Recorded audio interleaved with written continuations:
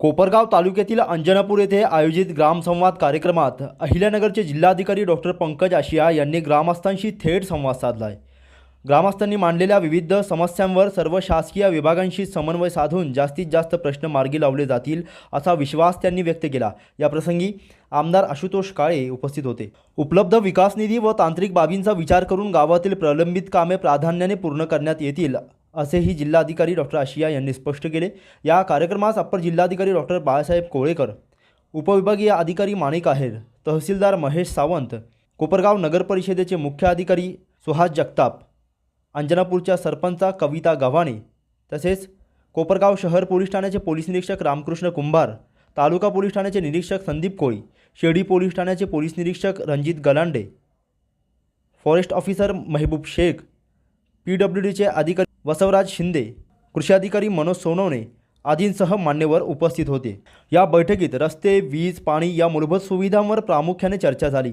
जिल्हाधिकारी म्हणाले, गावांतर्गत रस्ते तसेच कोपरगाव संगमनेर रस्त्याची दुरावस्था दूर करण्यासाठी सार्वजनिक बांधकाम विभागामार्फत कारवाई केली जाईल। तसेच गावाने वृक्षारोपण व सामाजिक कामात घेतलेल्या पुढाकाराचे तसेच स्थानिक तरुणांच्या कार्याचे जिल्हाधिकाऱ्यांनी विशेष कौतुक केले।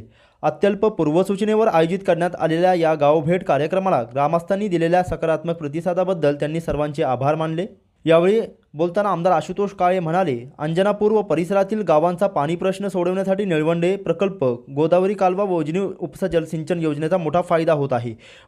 तसेच कोपरगाव संगमनेर रस्त्याची अत्यंत दुरावस्था झाली असून राज्य शासनाकडून 20 कोटी रुपयांचा निधी मंजूर झालेला आहे। या रस्त्याचे काम सार्वजनिक बांधकाम विभाग व इतर संबंधित यंत्रणांनी प्राधान्याने मार्गी लावावे। तसेच गावातील रस्ते, वीज जोडणी व महावितरणच्या प्रलंबित समस्या प्रशासनाने तातडीने सोडवाव्यात अशा सूचना देखील आमदार आशुतोष काळे यांनी जिल्हाधिकाऱ्यांसमोर अधिकाऱ्यांना केल्या आहे। अप्पर जिल्हाधिकारी कोळेकर म्हणाले, ग्रामस्थांशी थेट संवाद साधून त्यांच्या समस्या जाणून घेणे हा या उपक्रमाचा मुख्य हेतू आहे। राज्य शासनाच्या विविध योजनांच्या अंमलबजावणीचा प्रत्यक्ष आढावा या उपक्रमाद्वारे घेण्यात येत आहे। तसेच या योजना राबविताना येणाऱ्या अडचणी व त्याबाबत नागरिकांचा अभिप्राय शासनापर्यंत पोहोचवण्याचे काम प्रशासन करेल, जेणेकरून धोरणात्मक पातळीवर आवश्यक ते सकारात्मक बदल करता येतील। प्रास्ताविकात तहसीलदार महेश सावंत म्हणाले की अंजनापूर गावाने 16,000 वृक्षांची लागवड व जोपासना करून जिल्ह्यातील इतर गावांसमोर आदर्श निर्माण केला आहे। कार्यक्रमाच्या समारोप प्रसंगी नव्याने मंजूर झालेल्या 46 ट्रॅक्टरपैकी काही ट्रॅक्टरच्या चाव्या, आत्मा अंतर्गत पीक प्रात्यक्षिकासाठी बियाणे तसेच विविध शासकीय योजनांचे लाभ प्रातिनिधिक स्वरूपात लाभार्थ्यांना वितरित करण्यात आले आहे। नवीन केवायसी ज्यांच्या राहिल्या त्यांच्या, नवीन ज्यांच्या राहिल्या त्यांची केवायसी राहिली त्यांची म्हणजे महत्त्वाचं आहे। असं लाभ मिळत नाही। केवायसी कंप्लीट करून घेऊ, पण आता शासनाची गाईडलाईन तशी आहे, त्यांचं म्हणणं आहे की केवायसी आता हे काय म्हणतात ते तुम्हाला काही मदत लागली दुसरी पाठ मला सांगा। ठीक आहे, ओके। आणि इथे अतिक्रमण नियमावलीचा काही विषय आहे की त्या ठिकाणी काही शासकीय जागेवर लोकांचे अतिक्रमण झाले 2011च्या पूर्वीच्या आणि नियमावली बाकी आहे, असं काही प्रकरण आहे तुमचं? ठीक आहे। आणि काही लोकांची अशी तक्रार आहे का की म्युटेशन नोंदणी झालेली नाही आहे, म्युटेशनसाठी, ई हक्कसाठी किंवा दुसरं काही प्रकरण सोडलं, असं काही कोणाची पेंडेन्सी तुमच्याकडे? 6 वगैरे काहीच बाकी नाही। आणि क्लास 2 क्लास म्हणजे काही लँड प्रपोजल वर्ग 2 भाग 1 मध्ये करण्याचे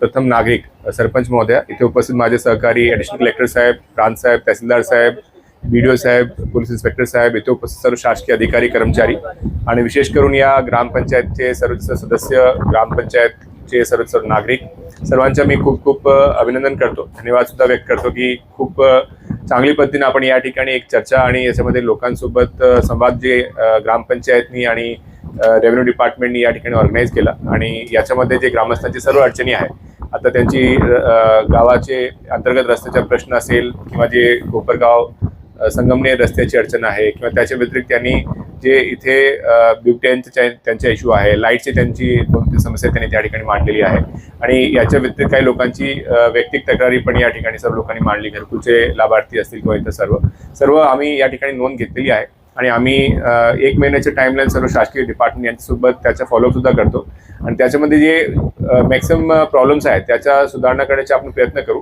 काय विषय आहे ते याच्याशी निगडीत आहे की त्याच्यासाठी विकास निधी उपलब्ध करून देणे किंवा अजून त्याच्यामध्ये काही शासकीय निधी खर्च करण्याचे प्रश्न असेल तर त्याच्यामध्ये पण जास्त अशा पाठपुरावा करून सर्व डिमांड्स आपण जे विकास कामांची ती एका वर्षात किंवा एकाच वेळी पूर्ण करू शकत नाही, तरी त्यासाठी आपण प्रयत्न करू की जेवढे मॅक्सिमम काम आहे ते आपण या ठिकाणी करू. या गावांनी ऑलरेडी वृक्ष लागवड असेल किंवा इतर सर्व जे सामाजिक काम आहे त्याच्यामध्ये त्यांनी ऑलरेडी एक आदर्श गाव म्हणून काम केलेलं आहे. मी अपेक्षा व्यक्त करतो की एक चिंताजनक बाब आपल्या समोर आली की या गावांमध्ये जे मुलींचं प्रमाण आहे तो खूप कमी आहे आणि मागचे 3 ते 4 वर्षामध्ये जर कंटिन्युअस नंबर पाहिले तर 700 ते 800 मुली 1000 मुलांच्या मागे आपल्याकडे गावाचा नंबर आहे. तर तो एक चिंताची बाब आहे. तर मी अपेक्षा व्यक्त करतो की ग्रामपंचायतचे आपले मेंबर्स आहे किंवा ग्रामपंचायतचे आपले शासकीय अधिकारी ते पण त्याच्यावर काम करतील. याच्यासोबत पण आपले केंद्र शासनाचे राज्य शासनाचे महत्त्वाचे कार्यक्रम आहेत त्याच्याबद्दल ग्रामपंचायतमध्ये चांगला काम सुरू आहे. ते अजून त्याच्यामध्ये कसं चांगल्या पद्धतीने काम करता येईल ते घरकुलची बाब असेल किंवा दुसरे विषय असतील. काही लोकांची कामाची क्वालिटी आणि कामाची प्रोग्रेसबद्दल पण तक्रार होती. विशेष करून जलजीवन मिशनच्या योजनेबद्दल लोकांनी तक्रार या ठिकाणी रेज केली आणि याच्या व्यतिरिक्त जे काम झालेलं आहे त्याची गुणवत्ता पण त्यांचं म्हणणं आहे की व्यवस्थितपणे नव्हता. तर त्याच्याबद्दल पण आम्ही एन्श्युअर करू की तो प्रॉब्लेम सॉल्व्ह झाली पाहिजे. इरिगेशन डिपार्टमेंटचे किंवा मृद आणि जलसंधारण विभागाचे तलावाचे आणि ते पाण्याचे रोटेशन आणि केनालचे विषय आहे त्याच्याबद्दल माननीय आमदार महोदय पण पाठपुरावा करत आहेत. तर आम्ही पण त्याच्यामध्ये प्रशासकीय पातळीवर जास्त कशा लवकर या समस्या सोडवता येईल त्यासाठी प्रयत्न करू. नॅशनल बँकचा पण प्रश्न आहे. जे ग्रामपंचायतकडून जर ठराव आला तर आम्ही तपासून घेऊ की कोणती नॅशनलाइज बँक जर सर्व करत नसेल आणि या ठिकाणी बँकिंगची खरोखर अडचण असेल तर ती पण रिझॉल्व्ह करू. एक विषय मोबाईल नेटवर्कचं पण सांगितलं त्यासाठी पण मी ग्रामपंचायतला रिक्वेस्ट करणार आहे की अजून तुम्हाला सर्व्हिस एरियाची अडचण असेल तर प्रस्ताव पाठवा. आम्ही BSNLला ऑफिशियली तसं कळू की या ठिकाणी रेंजचा इश्यू आहे तर टावर आणि त्यासाठी नेटवर्क स्ट्रेंथिंगसाठी काही करता येईल तो प्रयत्न करू. आधारसाठी पण एक प्रश्न या ठिकाणी आला होता तर मी ग्रामपंचायत आणि तहसीलदार साहेब दोघांना तसंच सूचना दिली आहे की त्यांनी विशेष कॅम्प करून त्या सर्व लोकांना ते लाभ भेटला पाहिजे आणि म्हणूनच आपली जी इतर सर्व शासकीय योजना असेल रेशन कार्ड आहे किंवा आयुष्यमान भारत आहे तर त्याच्यामध्ये लाभार्थ्यांना जास्त लाभ देता येईल. खूप एक चांगला फीडबॅक आणि चांगली एक संवाद आपण या ठिकाणी साधू शकलो. यासाठी मी ग्रामपंचायतचे आपले सर्व सदस्य सर्व मेंबर्स आणि इथे उपस्थित सर्व नागरिकांचा खूप खूप धन्यवाद व्यक्त करतो. पण आता भिवंडीच्या माध्यमातून आपल्याला बऱ्यापैकी पिण्याच्या पाण्याची अडचण तरी काही अंशी कमी झालेली आहे. आता शेतीचा विषय ठीक आहे, आता पुढे काय होईल ते जशी जशी उपलब्धता होईल तसं तसं ते सुटेल. परंतु आपण जे काही गावामध्ये ठीक आहे पाण्याची आशा न ठेवता आपले अनेक तरुण व्यवसायाच्या निमित्ताने नोकरीच्या निमित्ताने बाहेर पडले आणि आपलं गाव समृद्ध करण्यासाठी आणि गावाला वेगळी दिशा देण्यासाठी सर्वांचं योगदान या ठिकाणी मिळालेलं आहे. मी म्हणणार नाही का आपले सर्व प्रश्न सुटलेले. प्रश्न कधी संपत नसतात, कधी सुटत असतात पण संपत नसतात.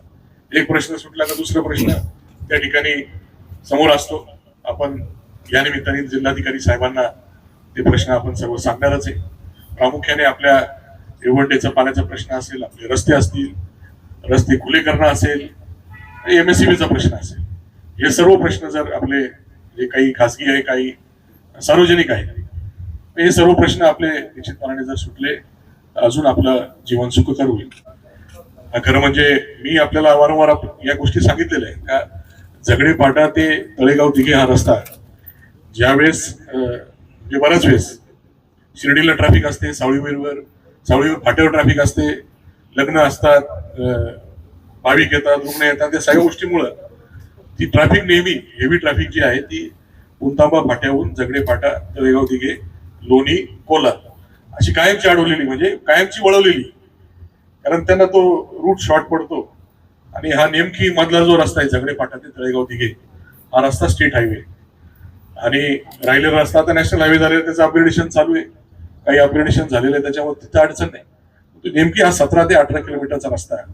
आता मागे त्याला 20 कोटी रुपये राज्य शासनाच्या बजेटमधून मंजूर केले.